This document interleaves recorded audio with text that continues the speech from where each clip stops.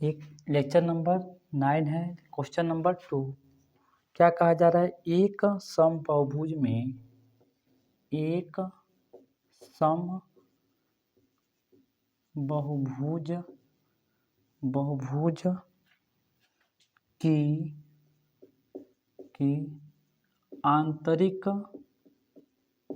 की आंतरिक कोण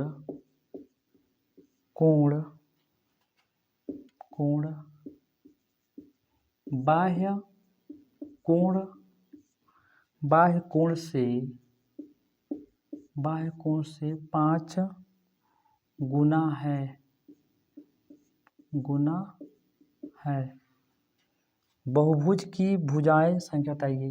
तो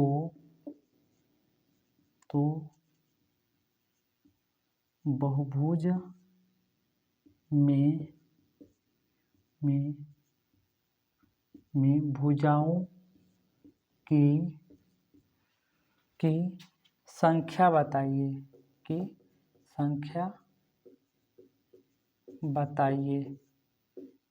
तीसरा प्रश्न क्या कहा जा रहा है? एक सप्तभुज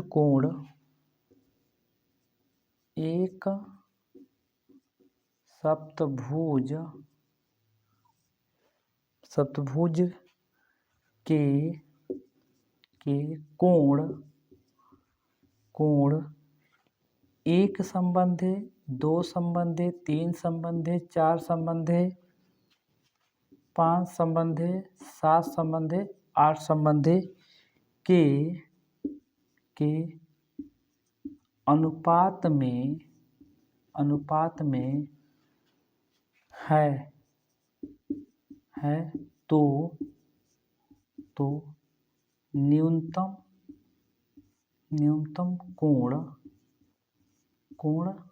बताइए।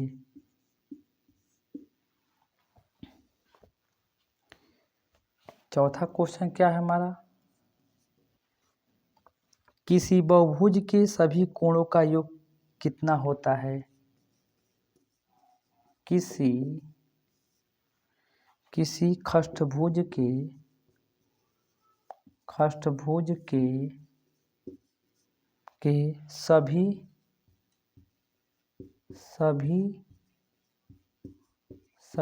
कोणों का योगफल कितना होता है? देखिए यहाँ पे 3 प्रश्न दिया गया है। ये क्वेश्चन नंबर कौन सा है? चौथा। देखिए यहाँ पे क्या कहा जा रहा है कि एक समबाहुभुज की आंतरिक कोण और बाह्य कोण से 5 गुना। जो आंतरिक कोण है हमारे बाह्य कोण से 5 गुना अधिक है।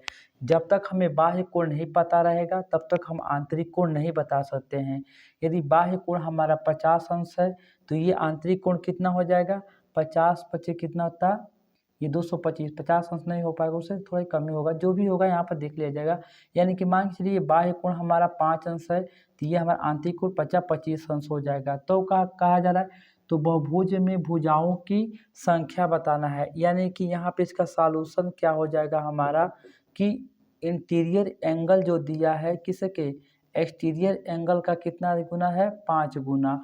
और आप जानते हो क्या कि interior angle plus exterior angle का योग कितना होता है? 180 अंश होता है। बस आई का मान यहाँ पर रख दीजिए। तो दिस इम्प्लाई आई बराबर कितना है? 5e धन कितना होगा? e बराबर कितना होगा? 180 अंश। तो ये कितना? 6e बराबर कितना हो जाएगा हमारा? 180 अंश। और तो e बराबर कितना हो जाएगा? 180 अंश बट्टे 6। ये 36 18। दिस इम्प्लाई e बराबर कितना निकला हमारा? 30 अंश निकला। और ये हमारा क्या है? ये बाह्य कोण है। तो इसलिए हमारा भुजाओं की संख्या कितना होगा? n बराबर 360 अंश बटा e हो जाता है। e हमारा क्या होता है? एक्सटीरियर एंगल, बाह्य कोण हो जाता है। तो 360 अंश बटे e बराबर कितना है? 30 अंश निकला है हमारा। अंश से अंश कैंसिल हो जाएगा। ये 3 3 3 चौक 3 दूनी 6 कितना होगा? ये 12। यानी कि n बराबर कितना होगा हमारा? भुजाओं की संख्या कितना हमारा होगा 12।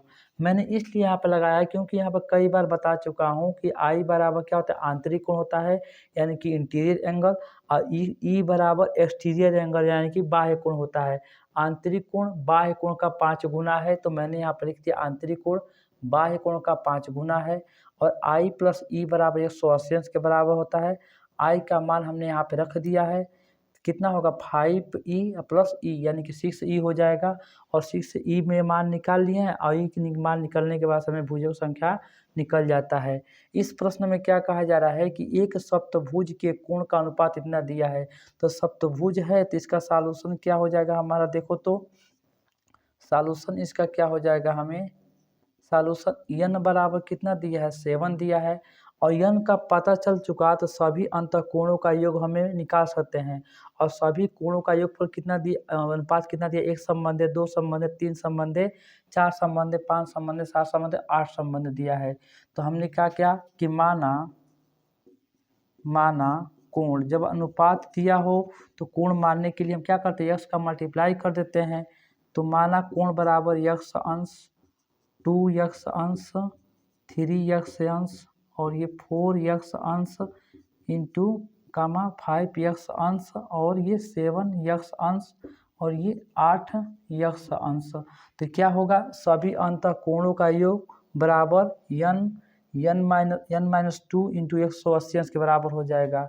दिस इम्प्लाई x अंश प्लस 2x अंश प्लस 3x अंश प्लस 4x अंश प्लस 5x अंश प्लस 7x अंश प्लस 8x अंश। यह क्या है, यह उन कोणों का योगफल है जो आंतरिक कोण है।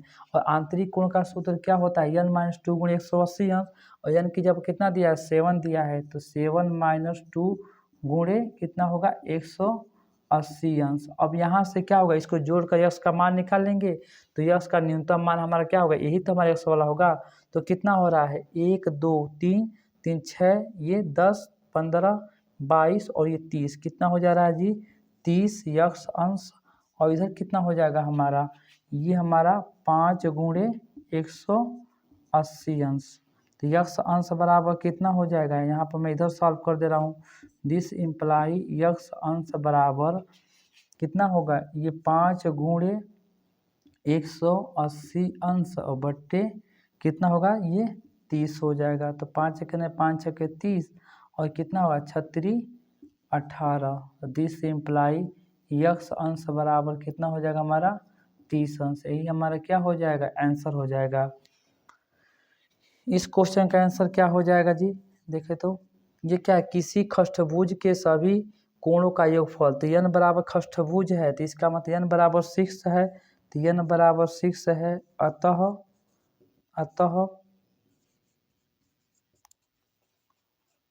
खष्टभुज के सभी कोणों का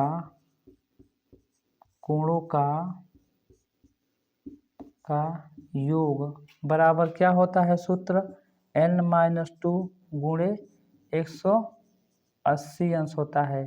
तो n बराबर क्या दिया है 6 दिया है, तो ये 6 माइनस 2 गुणे 180 अंश। थोड़ा मैं देख लूँ कि दिख रहा है कि नहीं, वीडियो में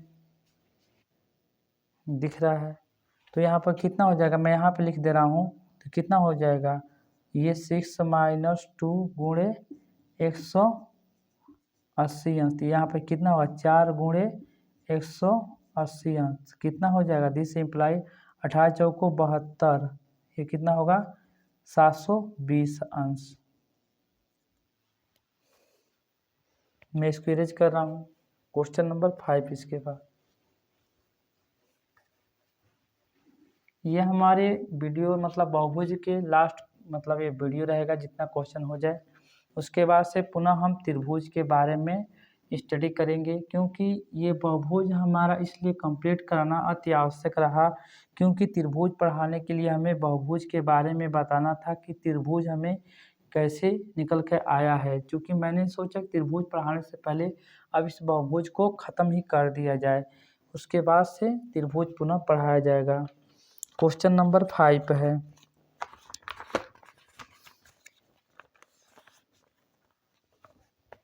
क्वेश्चन नंबर क्या है 5। क्या कहा जा रहा है, किसी पंचभुज के सभी अंतःकोणों का योगफल कितना होगा। मैं प्रश्न पढ़ दे रहा हूँ, आप लिख लीजिएगा। किसी पंचभुज के सभी अंतःकोणों का योगफल कितना है। तो पंचभुज है तो ये 5वां नंबर n बराबर 5 दिया गया है। तो अतः पंचभुज के सभी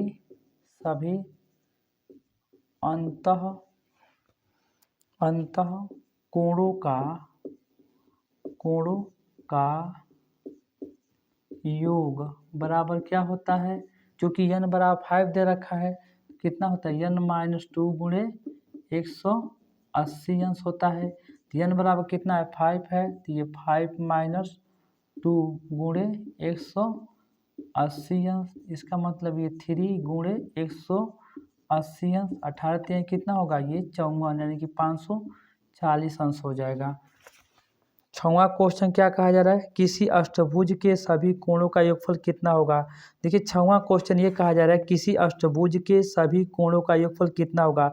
अष्टभुज मतलब क्या होता है, n बराबर 8 है, बस यहाँ पे n बराबर 8 रख देना है। तो 8 में से 2 घटेगा 6 हो जाएगा, बस इसका ये तो आंसर हो गया।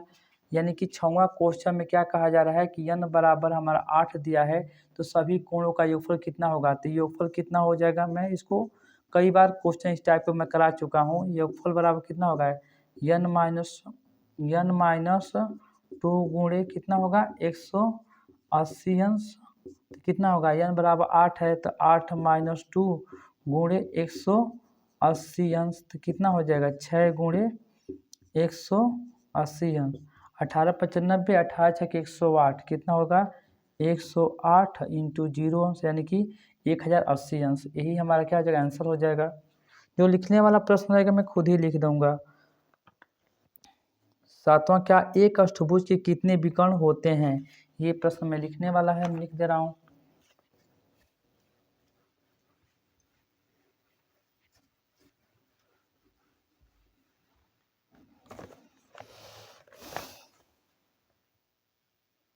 सातवां प्रश्न क्या कहा जा रहा है, एक अष्टभुज के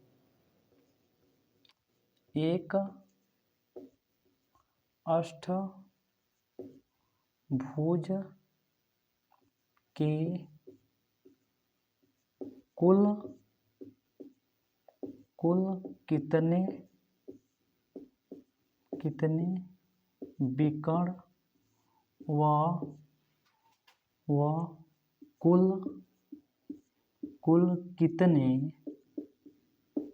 कितने त्रिभुज, हिंदी में लिख दे रहा हूँ, कुल कितने त्रिभुज होते हैं। देखिए क्वेश्चन में क्या कहा जा रहा है, क्वेश्चन में ये कहा जा रहा है कि एक अष्टभुज के कुल कितने विकर्ण हो सकते हैं। तो आप जानते हो n बहुभुज के कुल विकर्णों की संख्या क्या होता है, n-3/2 होता है।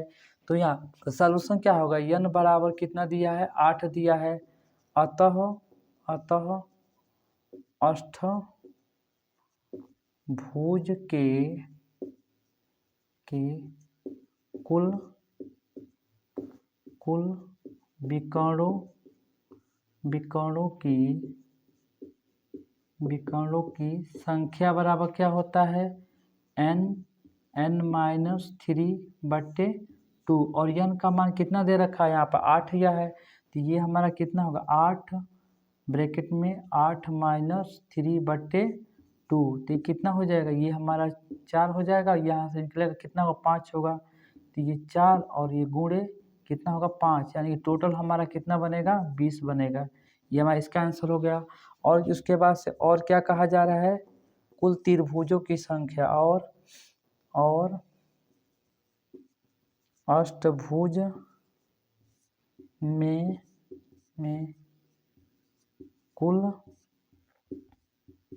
कुल त्रिभुजों की संख्या बराबर क्या सूत्र होता है, देखो तो n-1 n-2/2 6 होता है। अब बस n का मान कितना दे रखा है, 8 दिया है, तो यहाँ पर रख दीजिए 8 और कितना होगा 8 माइनस 1 और 8 माइनस 2 बटे 6, तो कितना हो जाएगा 8 गुणे ये कितना होगा 7 हो जाएगा, ये 6 हो जाएगा और बट्टे 6 कैंसिल हो जाएगा, 8 सत्ते 56, ये हमारा क्या इतना हो जाएगा आंसर हो जाएगा। मैं इसको इरेज कर रहा हूँ। जो एक टाइप का प्रश्न है मैं उसको नहीं करा रहा हूँ।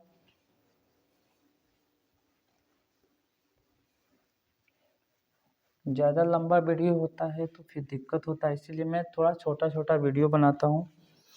मैं थोड़ा देख लूँ कितने समय वीडियो हो गया। चलिए नेक्स्ट वीडियो करते हैं।